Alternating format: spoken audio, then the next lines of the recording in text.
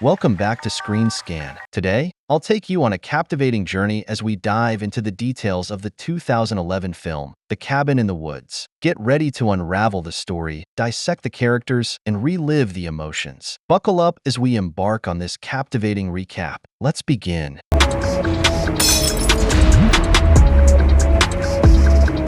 The movie starts at a strange building with two grown-ups talking about boring grown-up stuff, like getting married and having kids. A younger grown-up, dressed in a science coat, tries to tell them something important that happened at a place called Stockholm. But the two grown-ups don't seem to care much. They talk about another place, like Japan, being better at their jobs, and their own place usually coming in second. They hop on a tiny car and drive away. Before they leave, the younger grown-up invites the older one to his house for the weekend. Next, we see a college room where Dana and Jules are chatting about school. Sounds like Dana had a fight with a teacher she liked a lot. Then, Kurt, Jules' boyfriend, shows up and throws a ball at them. It goes flying outside, but luckily Kurt's friend Holden catches it. They're all going on a trip for the weekend to a cabin by the lake that belongs to Kurt's cousin. Dana finishes packing, and they head downstairs to get their RV ready. Just as they're about to leave, their friend Marty arrives in his car, smoking something funny from a giant cup. Meanwhile, back at the strange building from before, two guys named Sitterson and Hadley are watching everything on screens. They seem to be putting something sneaky in the girls' stuff and Marty's smoke, but we don't know why yet. Our friends are almost at the cabin, but first they need gas and directions. The guy helping them, Mordecai, seems a little off. He warns them about getting back from the cabin, but the college kids just laugh. Things almost get heated when Mordecai calls Jules a bad name, but they luckily get back on the road. On their way, they have to drive through a spooky tunnel. A bird tries to fly across a giant invisible wall and gets zapped. Back at the weird building, one of the grown-ups gets a call from Mordecai.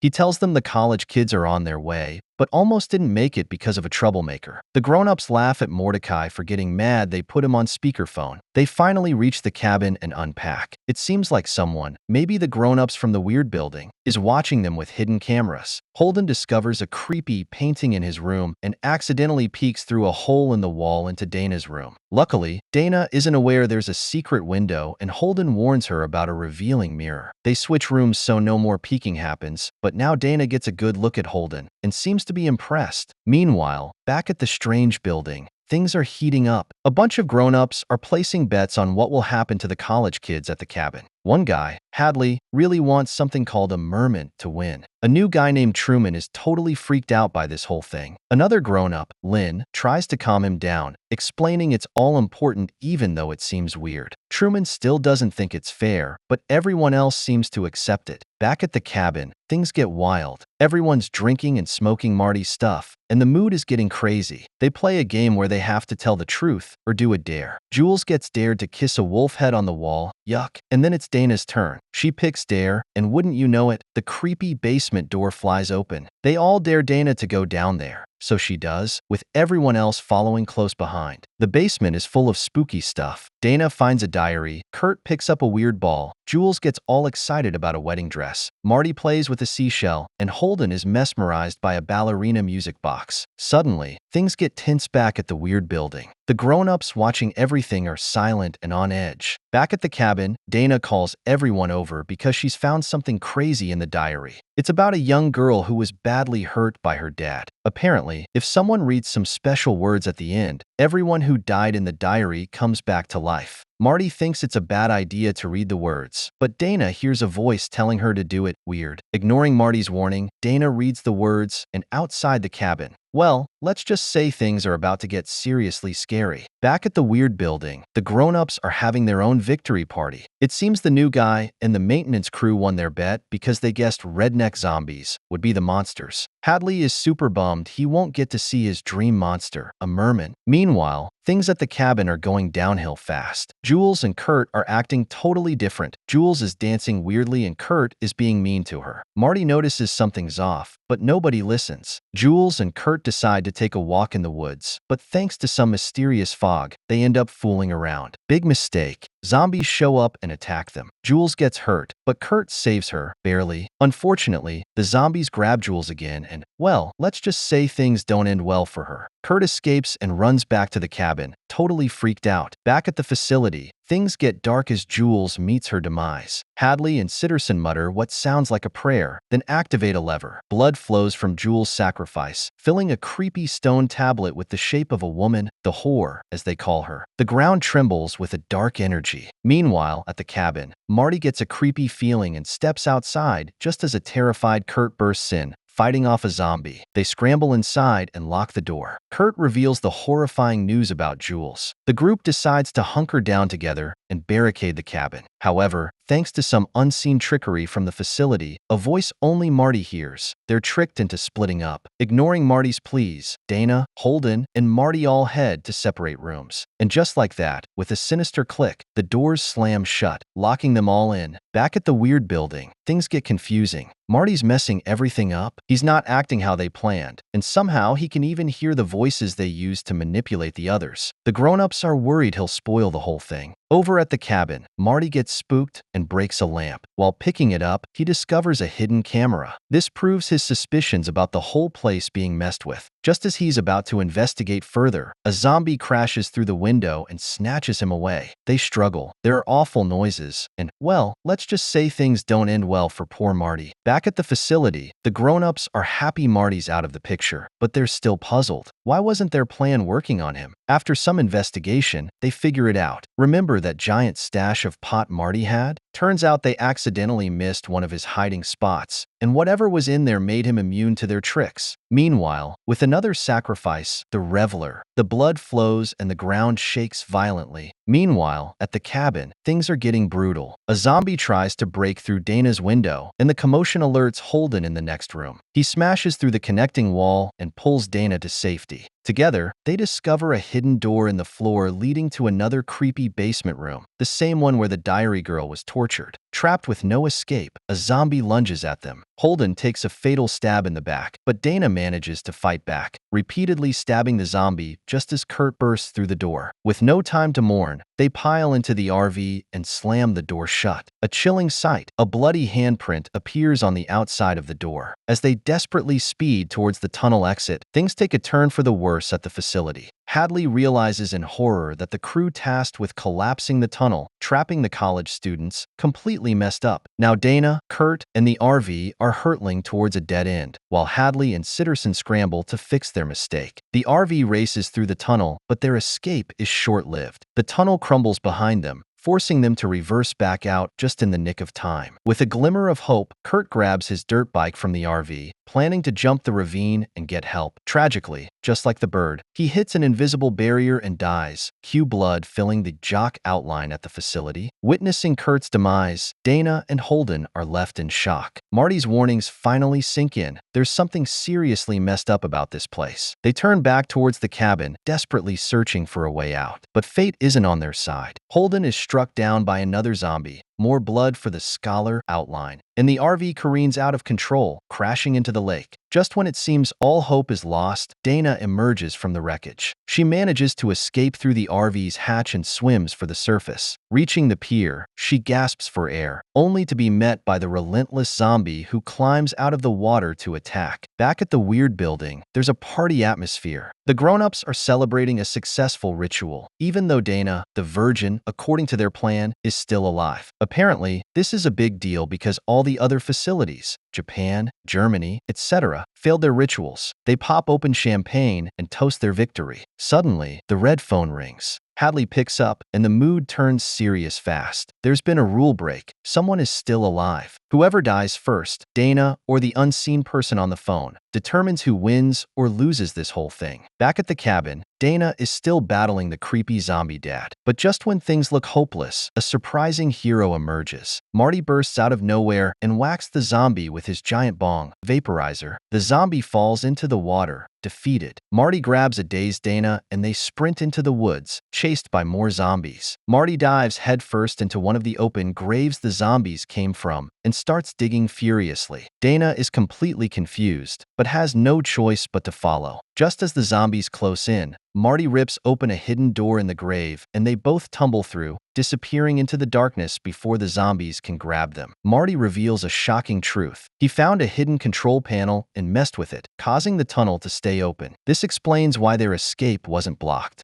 He also found this elevator. He figures someone must be behind the attacks, using it to send the monsters. Dana hesitates about getting in, but they're trapped. As the elevator ascends, they see through the glass walls. There are many other elevators, each containing a terrifying creature. These creatures look just like the creepy items they found in the cabin's basement: the ballerina music box monster, the puzzle ball monster, even a monstrous bride. Looking at them, Dana realizes something. The group at the cabin, unknowingly, chose their deaths by picking up those items. Chaos erupts at the weird building. Dana and Marty reaching the facility throws everything into disarray. The grown-ups decide Marty must die first to get things back on track. They send an armed guard to kill them, but a pesky zombie gets in the way, and Dana and Marty end up killing the guard instead. A creepy voice over the loudspeaker tries to convince them to give up, but Dana and Marty aren't buying it. More guards attack, forcing them to take cover in a control room. There, Dana spots a control panel for the monster elevators. As the soldiers unleash a hail of bullets, Dana and Marty start pushing buttons in a desperate attempt to fight back. Suddenly, Dana slams her fist on a giant red button labeled Purge System. Alarms blare throughout the facility. With a horrifying creak, all the monster elevators fling open, unleashing a nightmarish horde upon the building. The soldiers are no match for the creatures, who rampage through the facility, slaughtering everyone in sight. Cornered by monsters themselves, Dana and Marty barely escape through a hole ripped open in the chaos. Back in the control room, the grown-ups face the consequences of their actions. Monsters they unleashed earlier tear through the room, killing Hadley, Lynn, and Truman. Ironically, Hadley gets his wish. He sees a merman monster right before it attacks him. Meanwhile, Sitterson, another one of the grown-ups, finds an escape hatch and emerges into the same hallway where Dana and Marty are hiding. In the ensuing struggle, Dana manages to stab Sitterson with a gun she took from a dead guard. As Sitterson lies dying, he croaks out a cryptic message to Dana: "Kill him." Fearful but determined, Dana holds the gun tightly, unsure what to do next, with Marty by her side. Dana and Marty reach a room filled with strange stone outlines. It dawns on Dana that these outlines represent each of them: Dana, Marty, Holden, Kurt, and Jules. Everything they've been through was a twisted ritual sacrifice. Suddenly, a familiar voice fills the room. It's the director, Sigourney Weaver, the one who spoke through the loudspeakers. She explains the facility's purpose and the ancient ritual they've been unwittingly participating in. This ritual, older than human history, is performed worldwide to appease the dark gods, monstrous beings who once ruled the earth. The creatures they've encountered are mere pawns compared to these sleeping giants. Standing above a gaping pit, Dana and Marty realize this pit leads to the resting place of the dark gods. The director reveals the ritual keeps these gods dormant, requiring specific sacrifices. 5 individuals embodying certain roles. Jules, the whore, died first. Now there are 4 more: the scholar, Holden; the athlete, Kurt; the fool, Marty; and the virgin, Dana. The order doesn't matter, as long as Jules died first and Dana remains alive at the end. The director chillingly concludes that Dana's fate now rests with the whims of the dark gods. The director reveals the horrifying truth. This ritual, with its specific sacrifices, is humanity's only defense against the ancient, monstrous dark gods. But the final decision rests with the dark gods themselves. Will they accept Dana's sacrifice and stay dormant, or will humanity face their wrath? The stakes couldn't be higher. The director pleads with them. The world's fate hinges on completing the ritual, which means Marty must die. Marty scoffs at the idea, questioning whether humanity deserves saving if such a barbaric act is the only way. Torn between saving the world and her newfound friend, Dana raises the gun Marty took earlier. The weight of the decision hangs heavy in the air. Suddenly, a monstrous werewolf lunges at Dana, attacking her savagely. The gun clatters to the floor. Without hesitation, Marty grabs the gun and blasts the werewolf, sending it fleeing with a whimper. The director lunges at Marty, but before she can deliver the final blow, a shocking twist occurs. The vengeful ghost of the diary girl appears, ripping the director to shreds. With a mighty kick, Marty sends both the director and the ghost girl plummeting into the very pit that leads to the dark gods. Dazed but alive, Dana and Marty share a bittersweet moment, lighting up a joint together. The weight of their ordeal hangs heavy, but a fragile camaraderie has formed between them. As they contemplate the uncertain future, the ground begins to tremble violently. Cracks snake across the floor, growing wider by the second. Then, back at the cabin, the earth erupts. A giant hand bursts through the wooden structure, slamming onto the ground, the first terrifying sign of the awakened dark gods reaching the surface. For more insights and breakdowns of intriguing films like this, don't forget to subscribe, turn on notifications, and leave a like to support the channel. Thank you for watching.